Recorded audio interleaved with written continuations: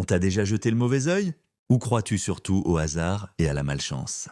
Ne jetez pas l'œil pour cette vidéo et abonnez-vous pour en avoir d'autres. Dans le monde entier, des millions de personnes pensent qu'un simple regard jaloux ou envieux peut suffire à provoquer un malheur, une maladie, une rupture ou un échec soudain. Cette croyance existe depuis l'Antiquité et on la retrouve sur presque tous les continents. Au Maghreb, on parle du Ain, un bébé qui pleure sans raison, un accident juste après un compliment, une fatigue étrange.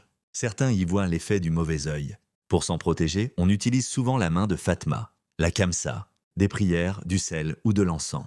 Et pour l'enlever, certaines familles ont leur propre rituel, transmis depuis des générations. En Turquie, on croit aussi au pouvoir destructeur du regard.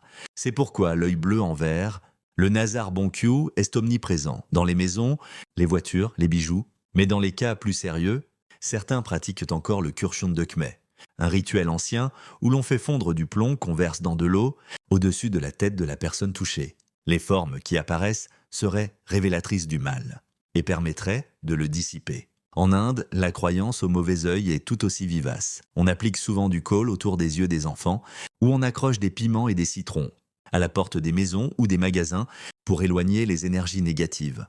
Certaines personnes font même des rituels pour détourner le regard de ceux qu'on pense envieux. En Grèce ou en Italie, on parle du malocchio.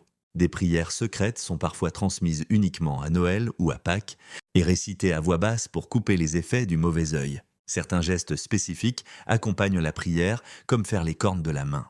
En France, le sujet est plus discret, mais il reste présent, notamment dans les communautés d'origine méditerranéenne. Et même chez ceux qui n'y croient pas vraiment, il n'est pas rare d'entendre « touchons du bois, je te jette pas le mauvais œil » ou « faut pas trop parler de sa chance ».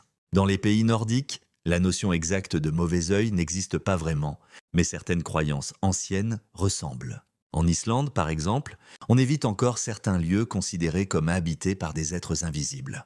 Et des talismans ou pierres gravées sont utilisés comme protection contre les énergies néfastes. Alors, superstition, héritage culturel ou simple intuition, le mauvais œil porte des noms différents, mais l'idée reste la même. Parfois, un simple regard suffit à faire basculer les choses. Et toi, tu y crois? Et comment on s'en protège chez toi?